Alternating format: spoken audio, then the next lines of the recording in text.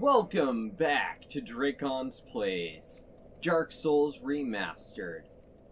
Alright, so anyways, I did a little bit of grinding. I have 4k souls, which I am going to use for levels. Because I need them for the build for this episode. So 12 dexterity, that allows me to use the short bow, and then strength up to 16. Alright. Nice. Now then. Oh no! Papers! Papers! No! Sorry. That was incorrect. Alrighty. Anyways. So, this time around we're climbing up and heading into the Undead Parish.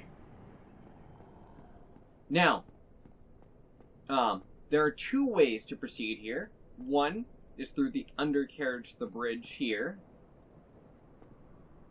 The other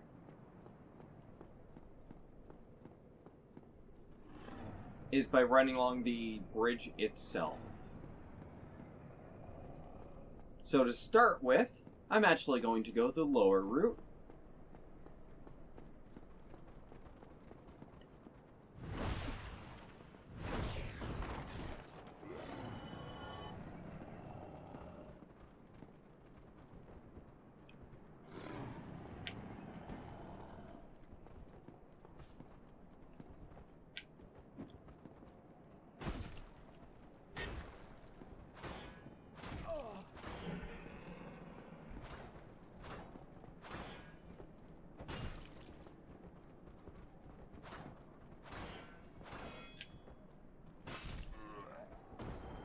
Well, that didn't go great, but it went well enough.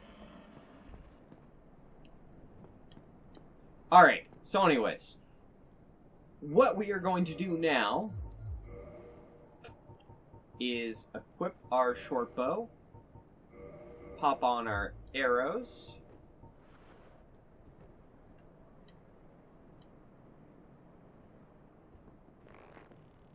and we are going to shoot a drake tail. Okay. So you can get double hit on the tail.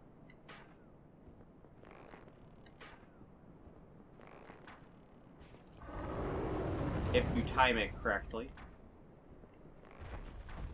God dang it. I am wasting arrows. It's been a bit since I've done this.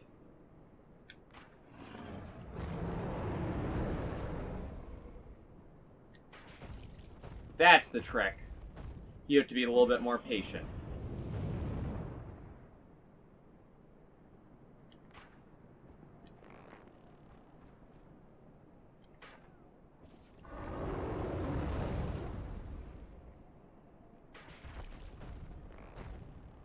Alright. Yeah. So, Dark Souls 1 has tail cuts, which give you this cool little optional challenge.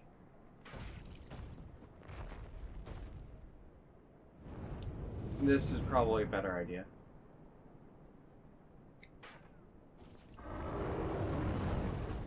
Cool little optional challenge for optional rewards.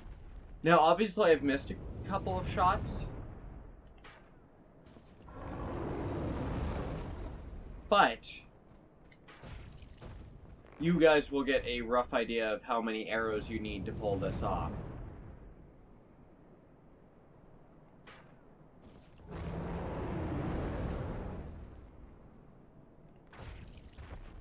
Holy crap. This is... There are other ways of getting this.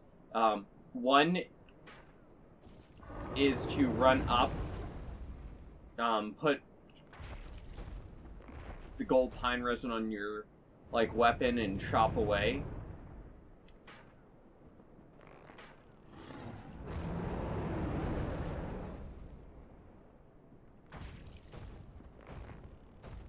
Yeah, this was totally set up so you could do this.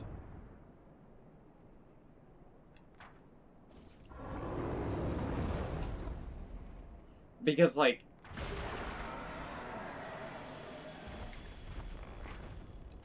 Damn it. Alright, so, anyways. We got the Drake Sword. This sword, one of the rare dragon weapons, is formed by a drake's tail. Drakes are seen as undeveloped imitators of the dragons, but they are likely their distant kin. The sword is imbued with a mystical power, to be released when held with both hands. So the plan,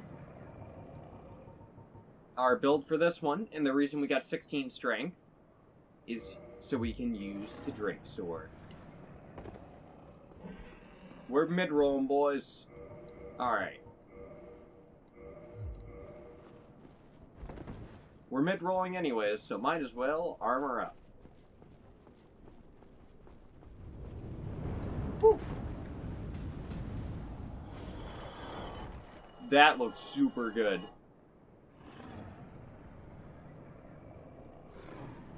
Alright, so if you hang out here, or if you shoot him,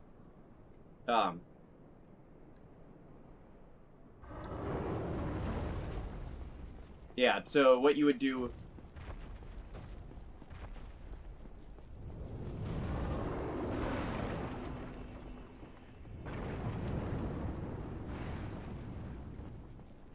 Okay, but yeah, you're able to run past him. He then jumps back up and away. And the reason they have him fly away like that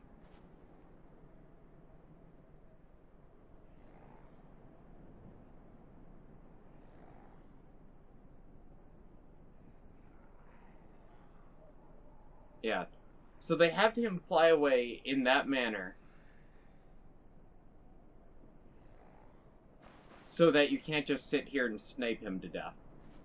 Anyway, so here we have the remnants of the Sunlight Altar. Which, interestingly enough, appears exactly in this, like, state of disarray, exactly as broken down in Dark Souls 1 and 2. Anyways. Oh, I never had... Did I end up reading that? Alright. This sword, one of the rare Drake weapons, is formed by a Drake's tail. Drakes are seen to be undeveloped imitators of the dragons. Yeah, I did read that. Yeah.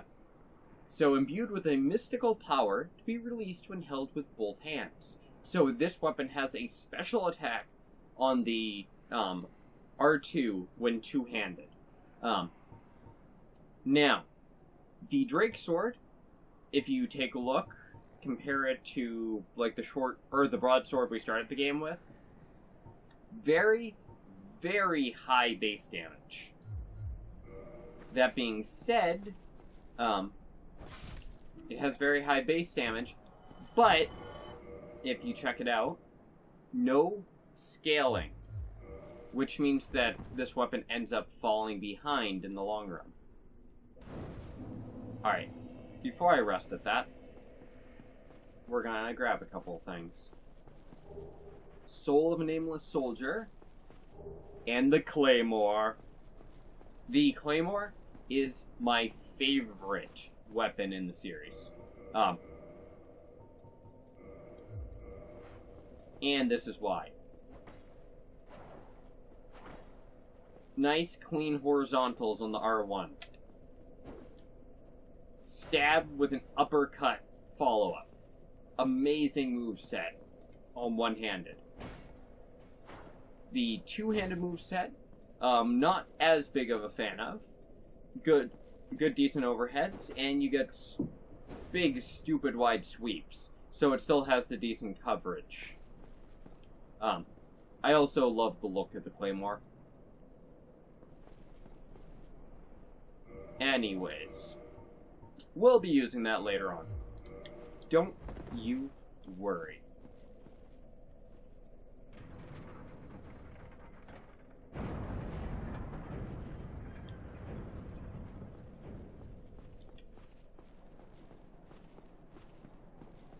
Alright, so that is how you get there, and you get an extra bonfire. I am just gonna quickly show off. Is that it there?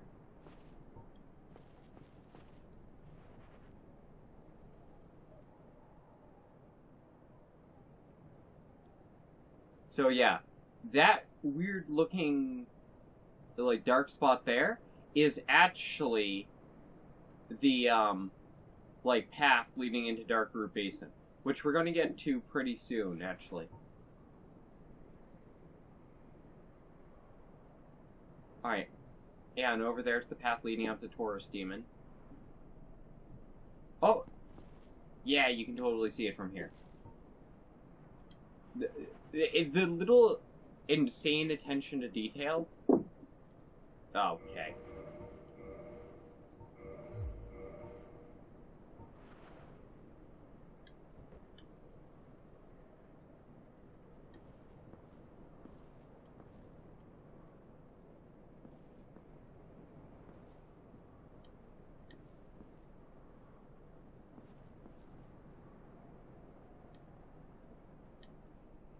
Alright, I can't really zoom in on it because for some reason they stop you from looking that far down. Thanks, game. Anyway, so right above my head is the big doors that lead into the New Londo ruins. Or is that the other side? That might be the other orientation. That's Firelink.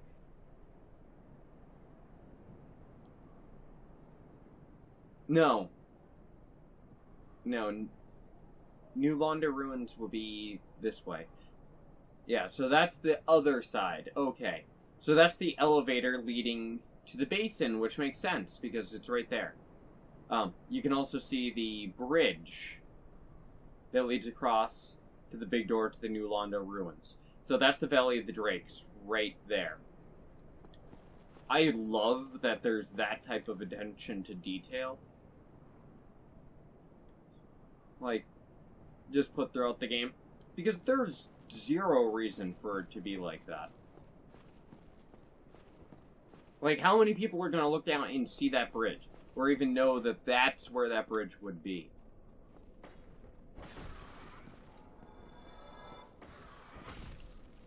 So I really don't like fighting rats, because for some reason they do infinite poise damage.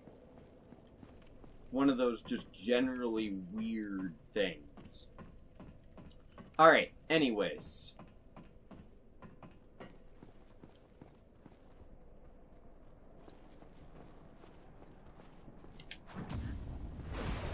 Arid! I don't know why, but their stab attack, I can nail the parry timing on. Ooh, I can get a level. Okay. Let's see. What do I need? I'm just trying to think about what I have coming up.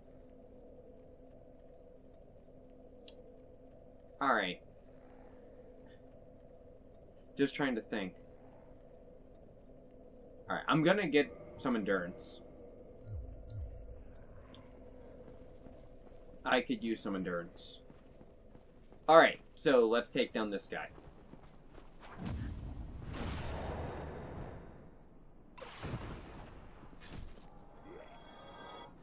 Alright, now let's proceed to the top of the tower here and take on the Black Knight.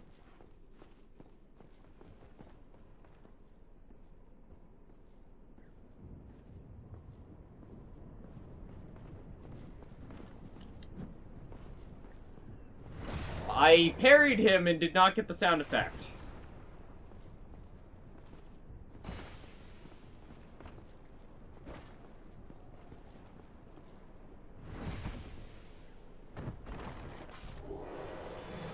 Ah, just the chunk? Oh, that's too bad. But you can see what I mean about the Drake Sword being insanely strong. Because with a regular weapon, like in the network test when I fought him, that would take quite a few hits.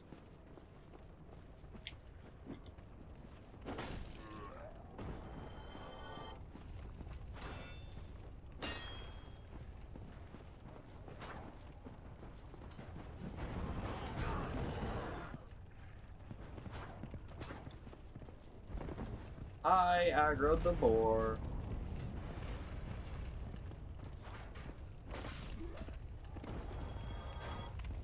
Alright.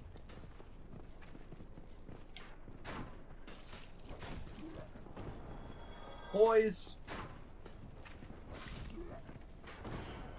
Alright. So I did miss the opportunity because I fought those guys.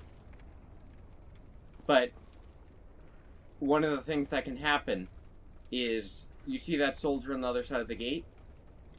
He is a unique enemy.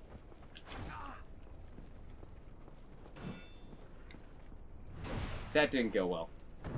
Okay, he's a unique enemy with unique scripting.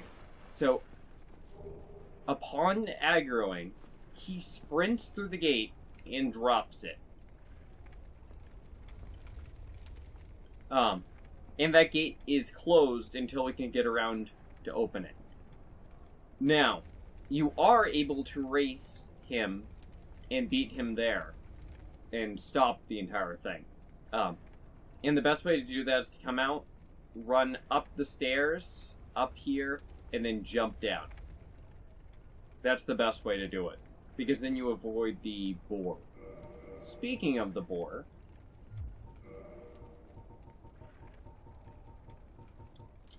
alluring skull. A skull with meekly lingering souls. Throw to shatter, spread souls to attract certain types of enemies. Souls are a concentration of life, and the life star of hollows are lured by its power. Not effective for all enemies. However, it is super effective against...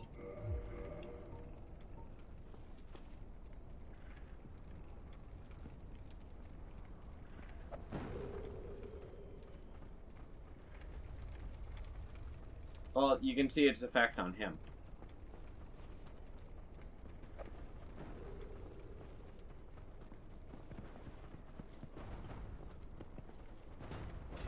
Are you kidding me?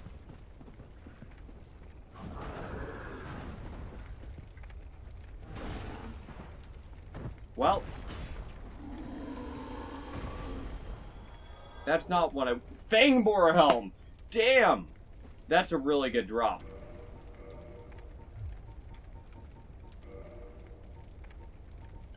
Let's see. Severed head of the fully armored Fangboar. Taken by the one who killed it as proof of his victory, just as the gods once did with the head of the ancient dragon. Can be worn on the head. It's a surprisingly sound piece of protective equipment.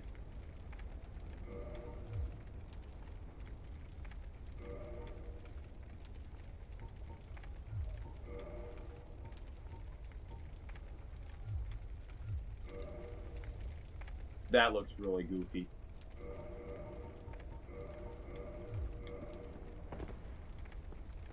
Yeah, let's rock this for a bit then. Because why not? I got it after all.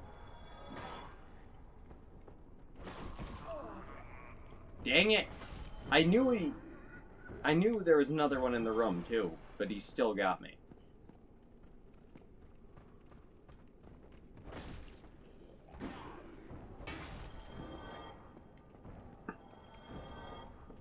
That was weird. Follow-up. Mr. Ricky.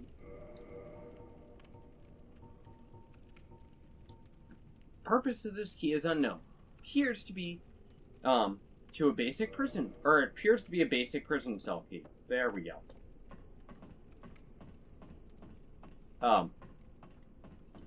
Oh wow, we actually have a decent number of souls. And decent poise. Thanks to the helm and the knight armor.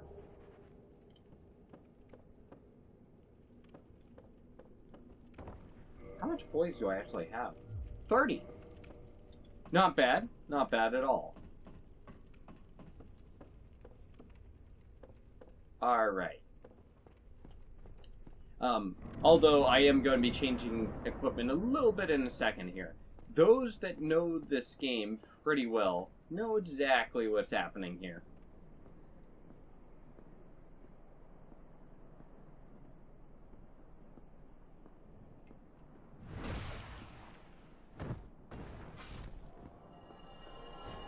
Knight Shield. Alright. Though it is thought to have been used by ancient knights of nobility, its defense and capabilities are similar to other shields. Now, I didn't pick one up, did I? Oh, that was stupid of me. I did not get the heater shield. I think you get that later on, though.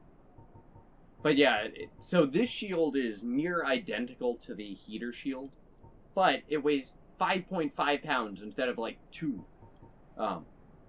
It's also like Tower Kite Shield is actually better, almost half the weight. For some reason, one of the weird things that happens in this series is new players are immediately drawn to the Knight Shield. There we go. So, for this episode, we're playing kind of like a new build, because a lot of them hear about the Drake Sword and get it. And just in general, for a multitude of reasons.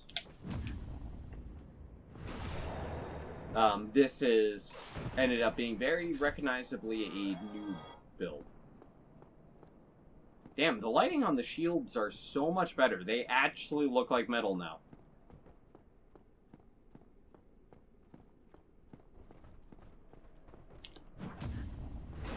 Damn! I didn't think I got that one. Balder Shield. I was hoping for a sword, but I'll take the shield. Okay there, buddy.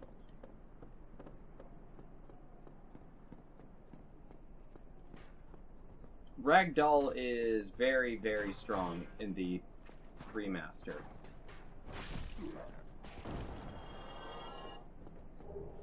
Longsword.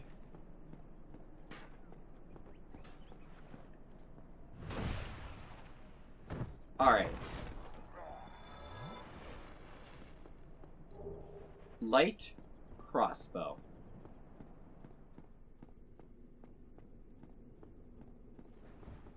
Alright. So I want to take this guy down first.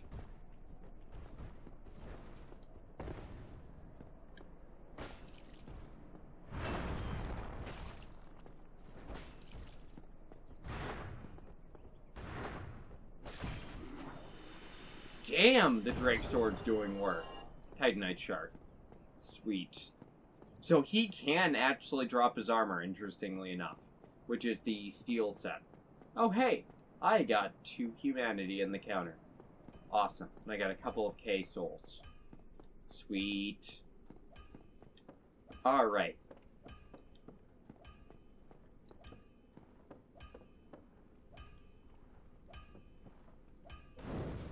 Ooh, that's... I completely forgot. Now would be the time to... Okay.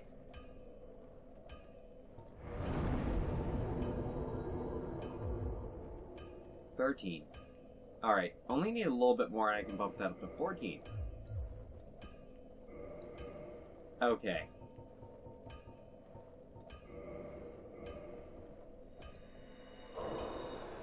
Nice.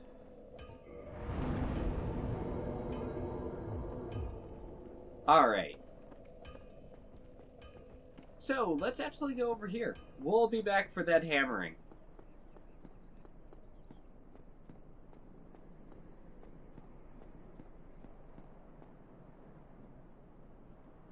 Man, these trees still don't look great. Like, seriously, these trees they're just cardboard cutout trees. Like, you can really see just how bad it is on some of them. It looks decent when you just run through real quick and don't really look at it.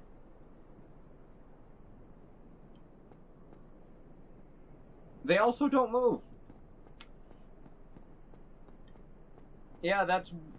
Right here is probably one of the worst spots in the game, graphically.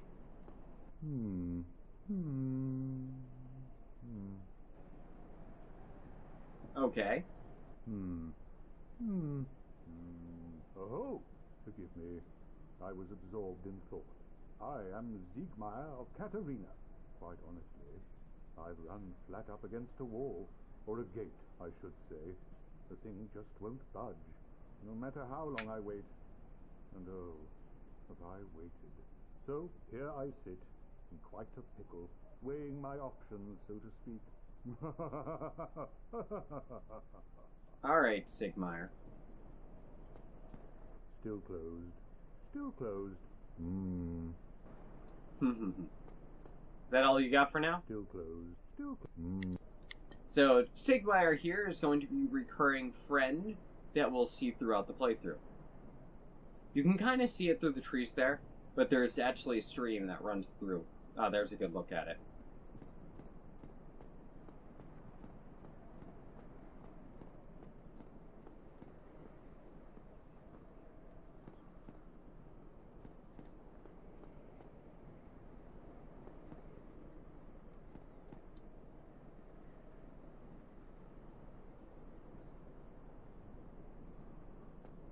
The stream that's only on one side for...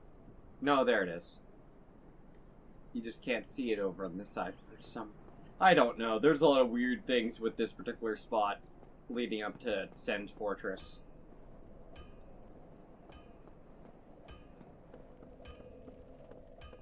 Alright. Down here, we got a friend. So we're going to save that spot for later. Well, you must be a new arrival. I'm Andre of Astora. If you require smithing, then speak to me. Alright. Ooh, learn gesture. Hurrah! Sweet. So anyways, this is Andre the Blacksmith. Very, very important character for you to meet. Most weapons and armor are mighty sturdy indeed, but every hunk of metal has its breaking point. If you notice durability running low, it's time to repair. You can ask a blacksmith like myself, or do it on your own with a grindstone. The nice thing about weapons, they never betray you. So pay them a little respect, eh? He's not wrong. There are two types of weapon forging. There's reinforcement and there's ascension. Reinforcement is simple. It strengthens the weapon and nothing more. A simple task for any blacksmith. Hell, you could even do it yourself with a smith box. But ascension's a finer art. It alters a weapon's properties. Ascension is the territory of we blacksmiths. A smith box just won't do the trick. Start out with reinforcement. When that loses its charm, you can consider ascension. As you've noticed, this land is flush with the mad and wicked. You won't make it through the night without employing my services. Your services are definitely a good one, Andre. You can forge armor just like you do weapons. Forging armor is even easier than forging weapons. Whether you forge weapons or armor first, well, that's up to you. But nobody wants to see you go hollow. So whatever you do, you'd better do it well. Yeah, so Andre's dialogue, like the crestfallen warrior, the messages in the asylum, optional tutorial. Yeah. Optional tutorial that gives you the lowdown on a lot of stuff. So, Titanite shards. We actually have two now. Titanite shard for weapon reinforcement. Most common Titanite material. Reinforces standard weapons to +5. Titanite shards are fragments of the legendary slabs. Titanite is etched into weapons to reinforce. He also carries the Crest of Artorias for 20k. Ugh.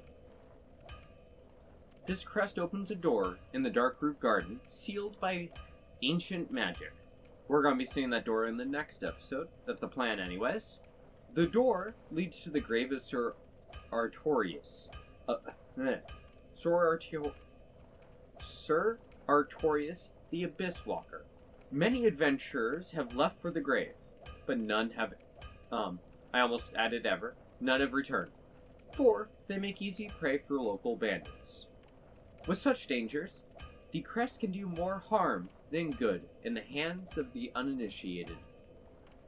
So that's a little hint, plus the price that don't bother for now. Weaponsmith box allows you to reinforce at bonfires. Armorsmith box, reinforce at bonfires. Repair box, which we saw on the Undead Merchant and is cheaper here. Then he carries a variety of weapons. So here you can get a few more of the starting weapons, plus a few things like the Bastard Sword, War Pick, Cestus, Pike, and a couple of shields. Power Kite and Large Leather are starting shields. And then he also carries arrows. So, pretty decent merchant. Anyways. Now, one thing to note is most weapons upgrade using Titanite. A few of them, like the Drake Sword, use Dragon Scales, and then I don't have any weapons, but I do have a shield that upgrades with Twinkling Titanite. And then there are things that upgrade with Demon Titanite, which is something we're going to see later on. Modification requires Embers. So, anyways, while we're here at Andre, let's... Seeing you then. Be careful out there. Alright, while we're here at Andre, let's talk weapon upgrades. So, future me, throw up the chart. So, up on screen is the chart of how weapons upgrade in this game. It's a mess, because so you have your basic upgrade tree, which goes 1 through 5, 6 through 10, 11 through 15. Fine. Twinkling Titanite 1 through 5, Demon Titanite 1 through 5, Dragon Scales 1 through 5. That's fine. The problem starts getting into some of the other splits off the tree. So, yeah, you can see stupid things like, fire branches off the main path at +5. You are then able to bump it up all the way up to +10, or bump it over to chaos once there's fire +5. You can do similar stuff with, like, magic and divine. Then you have things like lightning, which branch off at +10 on standard weapons. I believe raw also splits off at +10. The upgrade tree in Dark Souls 1 is a giant mess. There is no reason for it to be like this. And I haven't even mentioned the fact that each one of these splits, so like fire, lightning, magic, divine, all of them require different upgrade materials.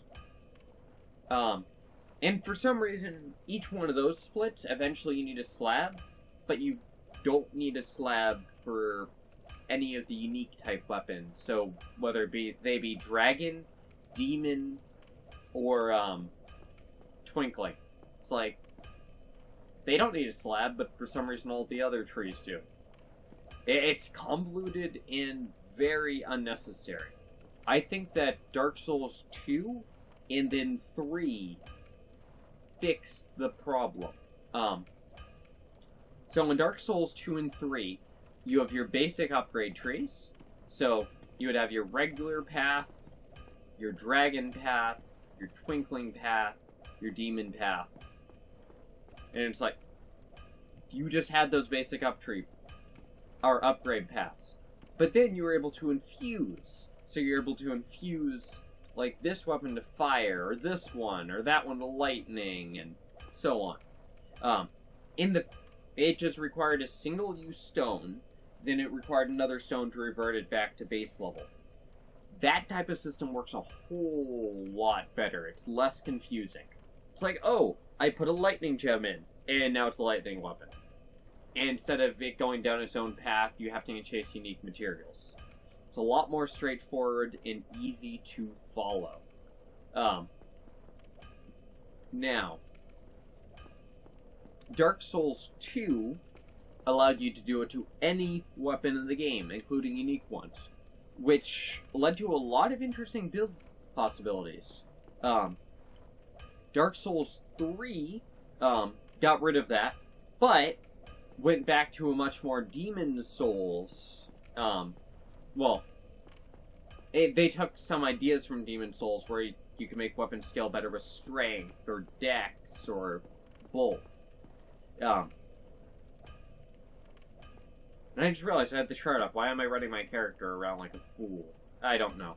I'll figure that out in post, how that'll work. Anyways. So, yeah. I think that Dark Souls 2 had the best system for upgrades. And then I think that Dark Souls 3 had the best actual...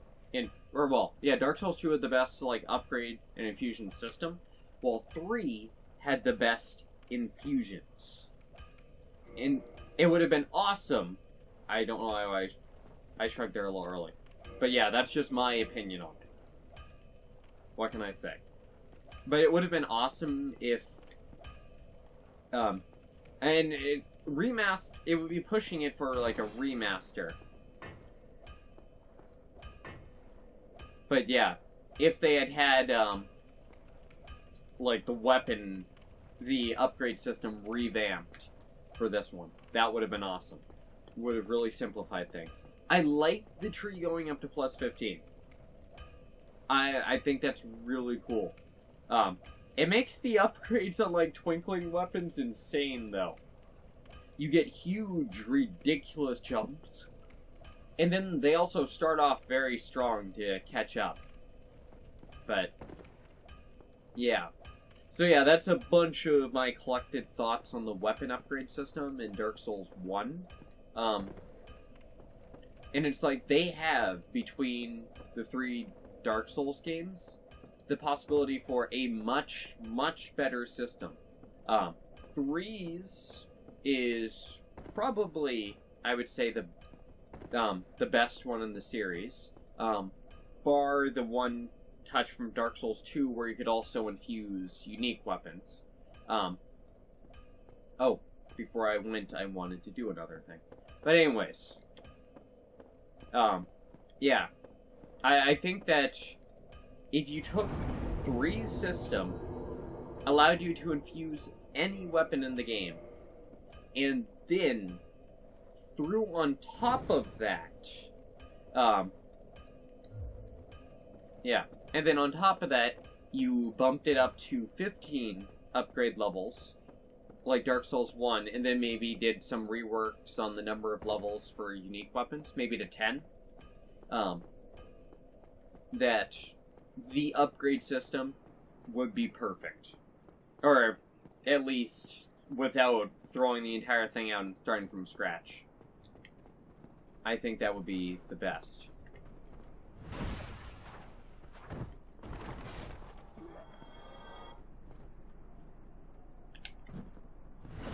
Wow!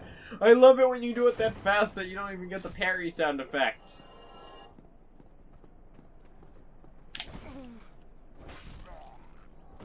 He went for a different move. I was not expecting that one. So up there you can see a channeler. I am not going to just run down there. He will snipe me. We just got a Firekeeper soul. Soul of a long-lost Firekeeper. Each Firekeeper is a corporeal manifestation of her bonfire, and a draw for the humanity which is offered to her. Her soul is gnawed by infinite humanity, and can boost the power of precious Estus flasks. It can be used to gain humanity and restore HP, the cost of losing the Firekeeper soul to reinforce Estus class. So, Firekeeper souls allow you to upgrade the amount that you heal from Estus. They also...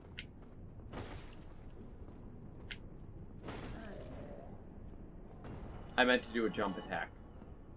But yeah, you are also able to heal off of them, and they give you 5 humanity.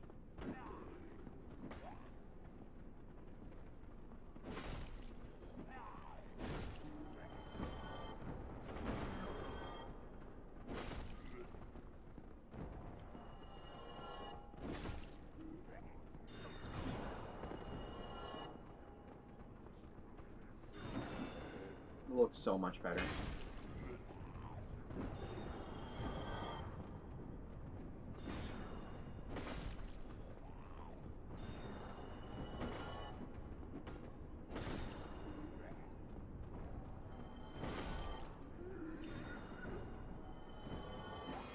What? That guy somehow fell down and got behind me.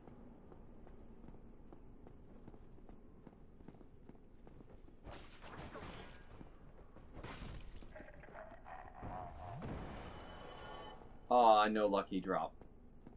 That sucks. Anyways. Yeah, so Firekeeper souls, there's a few interesting things with those. So, each Firekeeper is a corporeal manifestation of her bonfire. She is a, physical, living representative of the bonfire that she presides over. So, if the Firekeeper dies, the bonfire also dies, which is something that we'll be seeing later on in the game. So, it also talks about how she's a draw for the humanity which is offered to her, and her soul is gnawed by infinite humanity. So, every time you kindle the bonfire, or reverse your hollowing, you're feeding humanity into her. And then I think she's just getting fueled some... And it's not just you, it's everyone.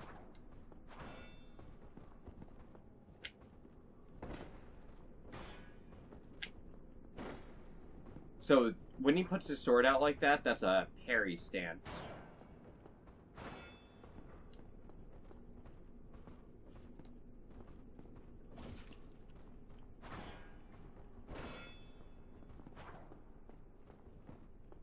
So that's his parry stance.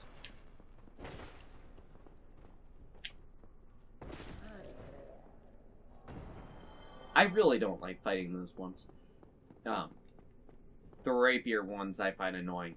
But anyways, so one of the things that they're talking about with the Firekeepers is you and everyone from each one of the connected worlds is feeding them humanity. That timing was great. And that humanity's eating away at them because you're not supposed to have that much. So this is the spot.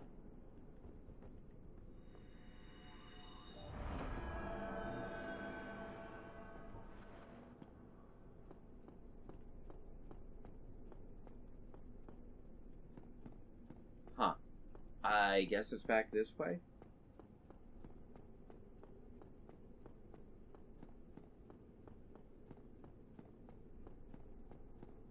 Here it is. Prisoner ahead. So that's your first hint, if you're using Seek Guidance, that there's something ahead. Oh, and I just realized I never actually talked about it. But Seek Guidance would have made a great starting item. If they labeled it correctly and gave you a talisman to go with it, and then maybe lowered the requirements or something.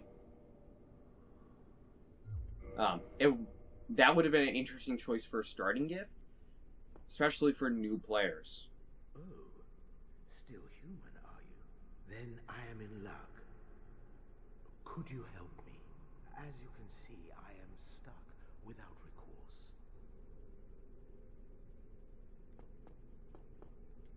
Please, I have duties to fulfill, and I will reward you handsomely. Well, I am certain you stand to benefit. Please, Alright. So, we are presented with a choice here. Let him out, or leave him. Now, for veteran players, you will know this is not a choice. You can let him out yourself, in which case, he'll buddy up to you a bit. Or, if you go ahead and kill the gargoyle boss, he frees himself. So therefore, the best thing to do is to free him. And that uses the mystery key we got down below. thank you. Yes, sincerely. I am Knight Lautrec of Karim. I truly appreciate this. And I guarantee a reward. Only later. Yes, very sorry. Your reward will have to wait. I've just been freed. Allow me some time. And right off the bat, he's already acting suspiciously. Oh, whoops. I am free. Now, I can get back to work. And there it is, right there. That line immediately makes him super suspicious. And anyone that played, like, Demon Souls or Dark Souls 2 would immediately, like, look at that character and go, no. No. They would not want anything to do with him.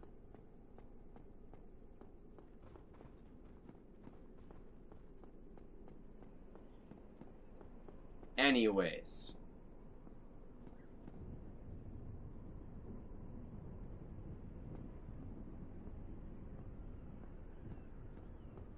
Let's see.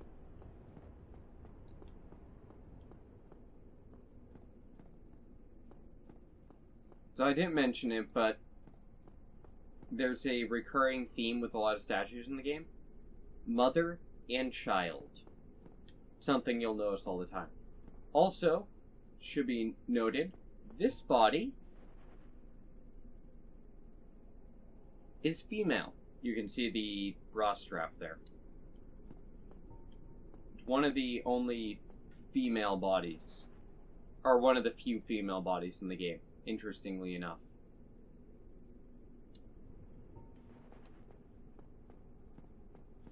Alright.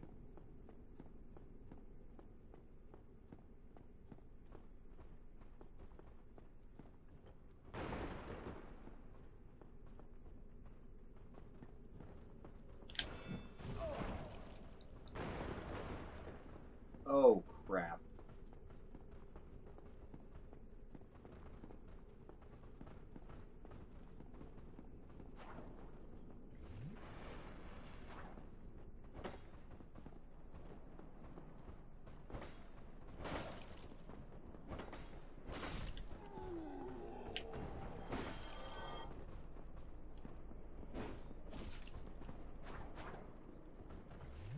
Ugh.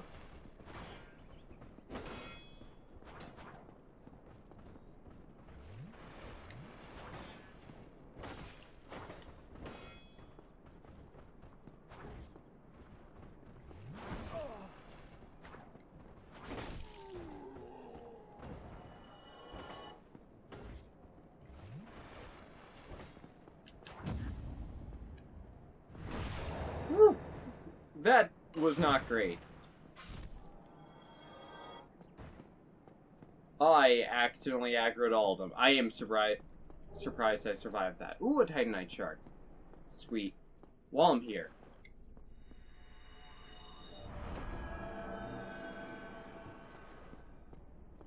There it is. Blacksmith ahead.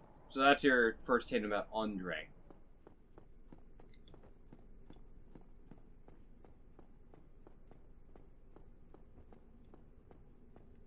Alright. Now then.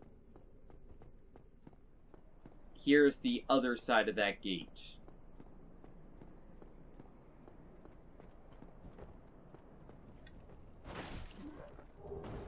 And we get the basement key.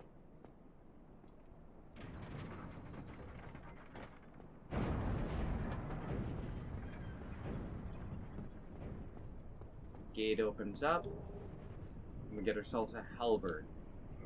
Alright, so we got ourselves the basement key. Opens the narrow passage leading below at the far face of the Great Bridge and the Undead Bird. The lower Undead Bird is a treacherous place. Do not turn your back on the wily thieves, or the wild dogs who serve the Capra demon. So there we get our next objective, so that's back at the bridge where the Drake attacked us. And I just noticed the giant chunk blown out of the top of that wall.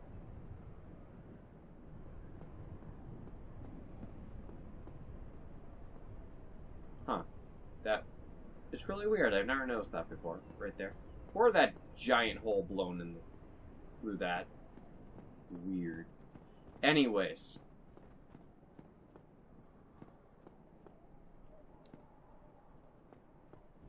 So this staircase here leads up.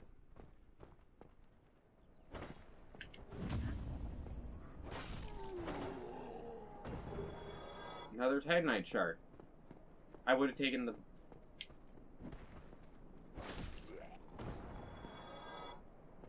Baldur's side sword, but I'll take a Titanite shard. That'll make my life slightly easier later on. Anyways, let's go ahead and upgrade our... not upgrade. Level up. Let's level up a bit more. Just bring that Baldur Knight for a ride, that's fine. Alright.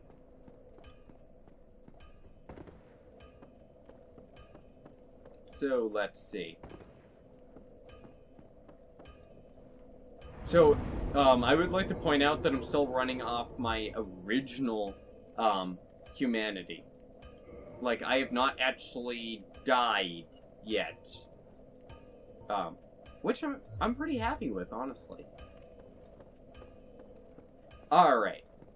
But saying that, I'm going to get toasted by gargoyles or something stupid. The Baldur Knight's almost got me, so...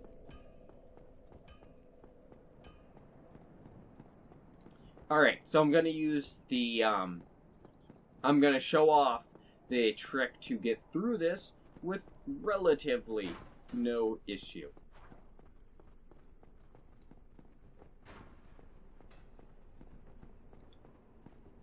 So, go up here.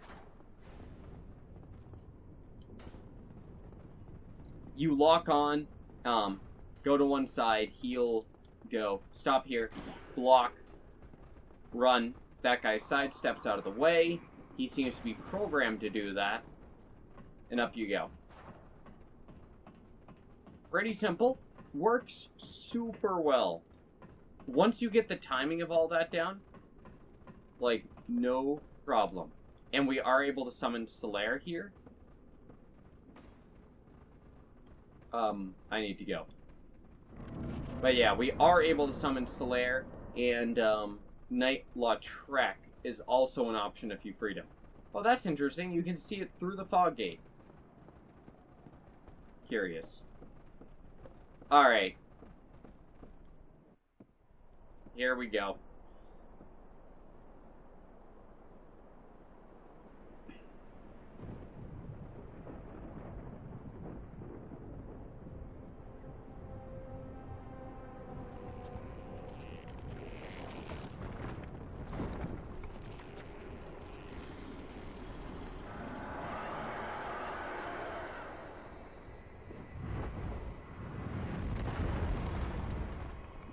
So I love the design of these gargoyles. You have this cool, like, aged brass aesthetic.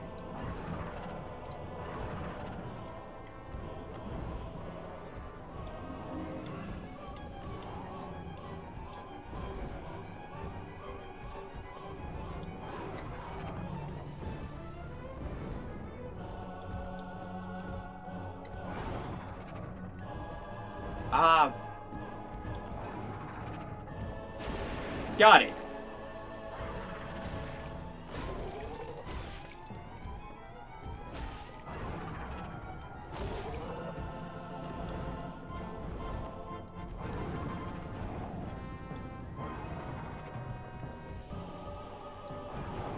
Alright, so I got tail cut.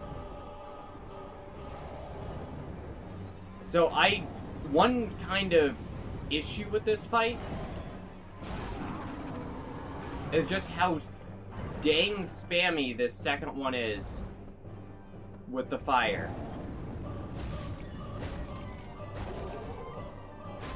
Got him.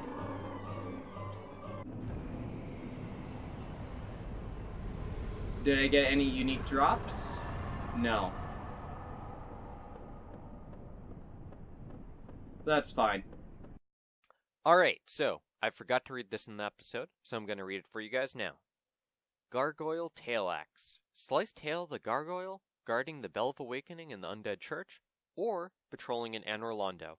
Can be used as a bronze battle axe. Bends dramatically during large attacks, owing to its nature as a tail. Now, it's interesting that it explicitly says, in Anor Londo, because that's kind of a spoiler that you also run into the gargoyles there. Now, looking online at the wiki and other things, it seems like there's actually supposed to be a separate description for, the one from the Undead Church and the ones in Anor Londo. So I don't know why I ended up with this one, or if that even works properly. I have seen the two separate descriptions, and it essentially just cuts the or patrolling in Anor Londo part. But anyways, figured you guys would like to see the description of this weapon. Alright, back to the episode. But yeah, one of the problems with the gargoyle boss fight is the second one is way too spammy with the fire. And the fire is such a strong area denial thing that it just becomes this huge issue. Like, super problematic.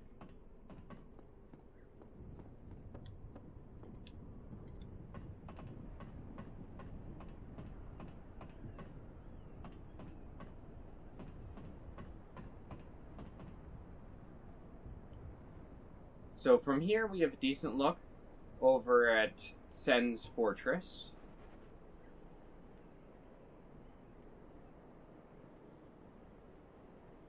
Including, you're actually able to see the top, like the boss room. From here it actually looks like there's a door there, which there's not, which is interesting. But you are able to see a pretty decent chunk of Sen's. Can you see it from here? No, not really. Yeah, there's a staircase and area there that you never can access. And then, can't see it, but there's a hole for the ladder, which lets you get up to there. Anyways, here it is. The Bell of Awakening. The first of our goals. So the Crestfallen Warrior told us there was actually 2 Bells of Awakening. One up above, in the Undead Church, and another deep down below in Blighttown. So this is the first one.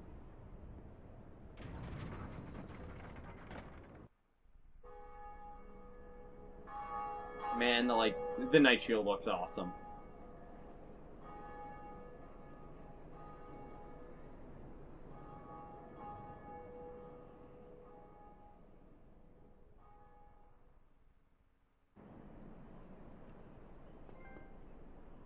Ring the bell, Undead Church. Alright.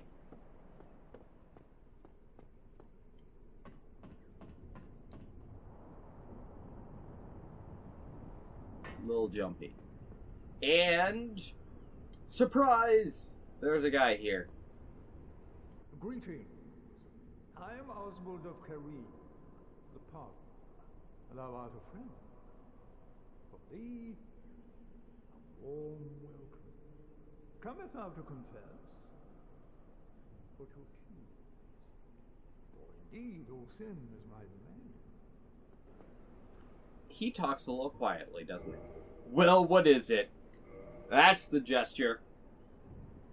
So there's no talk option, unfortunately. We are able to purchase stuff from him, including purging stones, quite useful. He sells homeward bones, also really useful. Indictments in a Book of the Guilty. He also sells Karmic Justice. Miracle of the Black-Haired Witch Velka. Temporarily auto-counters versus heavy damage. For each sin, there is a punishment, and it is the task of the goddess Velka to define the sin and mete out the punishment. Really good description there. And one of the early mentions of Velka. Medium for casting miracles of the gods. This black tuft of hair that serves as a talisman belongs to Velka, goddess of sin. Cast miracles not by drawing upon faith, but intelligence. Bloodbite. One of the infamous bite rings commissioned by Sir Arster of Kareem.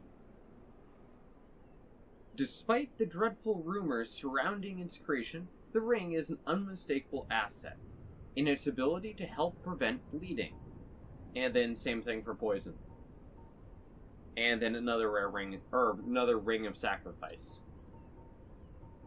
Unfortunately, these rings are not the most useful things. They give you decent resistance, but not enough for it to really be worth the ring slot. Maybe poison bite, but... So you are able to request absolution, which for me, because it's based off soul level, costs 8,500. You're not welcome any time. It is only human to commit a sin.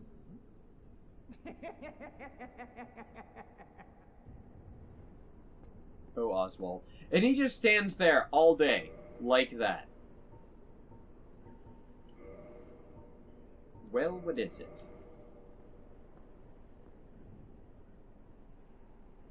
The cockiest of gestures.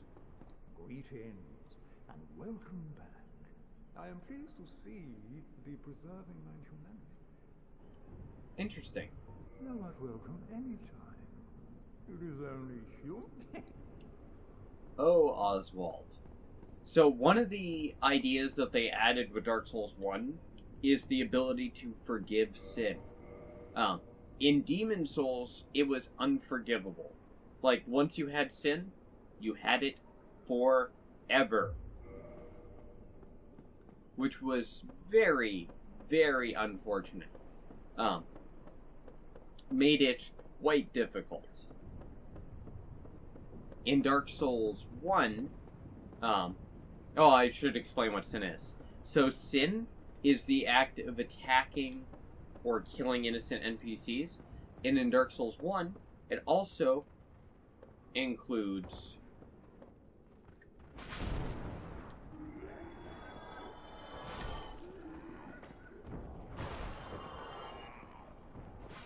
that was one of the most ludicrous things I've ever seen.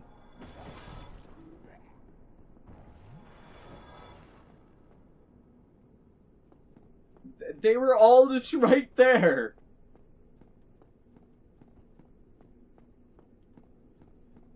I think the Baldur Knight stopped them. I think that was what happened. Wow, that was weird. But, anyways. So that's roughly what sin comes out to.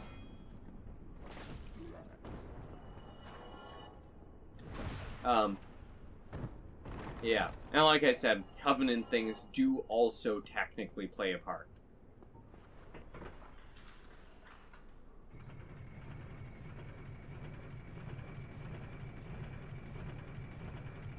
Alright.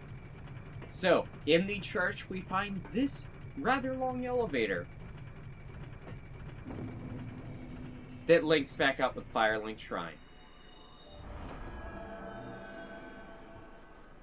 We have more messages. Path ahead.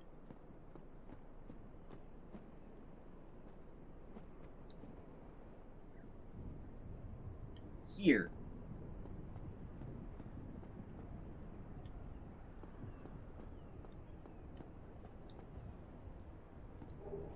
Undead Asylum Floor 2 West Key.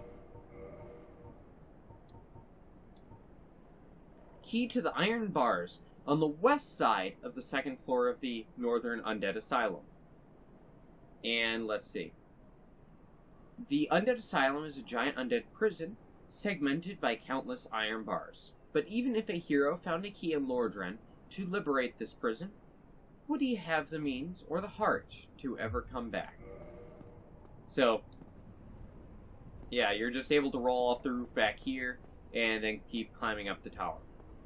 For our purposes, we are not going to do that now. Instead,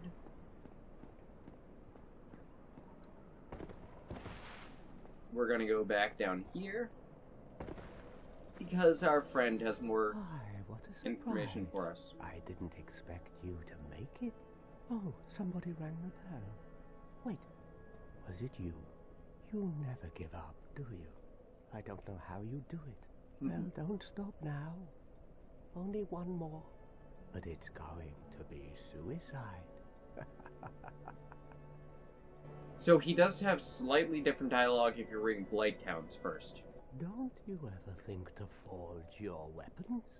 You'd better find a smith box soon.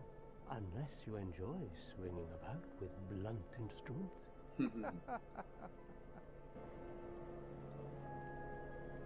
What's wrong? Get a bit of a scare out there? No problem. Have a seat and get comfortable. We'll both be hollow before you know it. He has so much dialogue. It's great. Well, what are you going to do? I've already decided. I don't really care. Oh, there it is. I'm simply crestfallen. There's the line. How did that silly sorcerer's apprentice end up? You know, the one always prattling on about Master Logan. He Don't left know. for the Undead Burg, but never came back. Serves him right. If even old Big Hat can't make it out there, what chance does he have? I hope he enjoys his new life as a hollow. Well done. What now? I'm not up for chatting. Leave me alone. Ah. Do I have to... Alright, I want to trigger one more dialogue line with him. We can get it later. Anyways. So yeah, you're able to keep visiting him and he just has more and more stuff. So he was referencing Griggs near them there, who we've not met yet. That's a character we're going to be meeting a little later on. Let's see. So I do want to actually start investing in other things, because I'm going to need other things for build in an upcoming episode. So we'll dump like that for now. Let's see. That looks good to me. That gives me a second attunement slot. Okay. That seems pretty good. Now, let's see. So, like we talked about earlier, we did briefly talk about the Firelink elevator. Do you have new dialogue? Oh, hello. Miracles, I presume? Yes, I know. I'm afraid that may be difficult, for our missions are sacred. I'm afraid that may... Huh. Come again. The effectiveness... Interesting. Anyways, so I did briefly talk about it before, but the Firelink shrine links up to the Undead Parish via this amazing shortcut elevator. This right here blows a lot of people's minds when they end up finding this thing. Because it's like, man, the connections there, just insane. So I'd like to point out that they have a slot in the wall here for this, but for some reason they made it go that way into the wall and it looks dumb.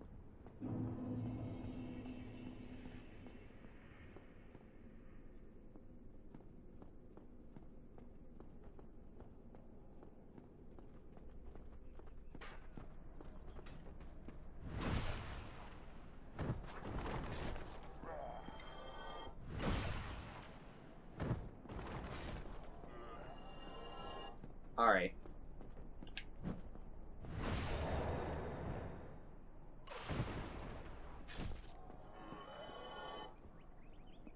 Oh no. Oh no, it's still there. That's not great.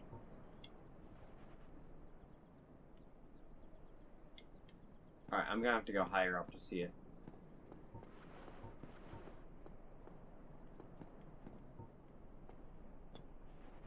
So there is a graphical error where the chains for the elevator go up into the sky for some reason. Don't know why, but there it is.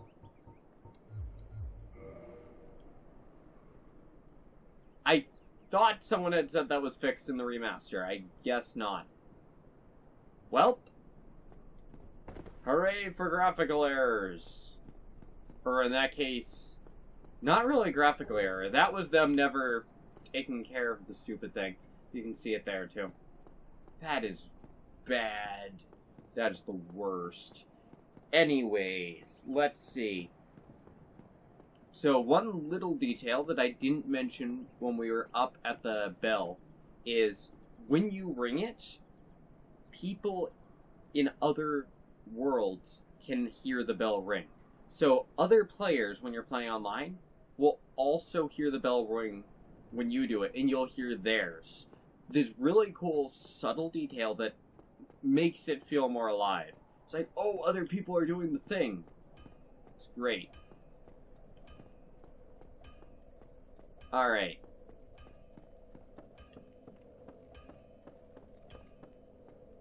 Now then. Let's see, did I have anything else to talk about? Let's see. Oh, hey, you can see your player's face. I did not realize that.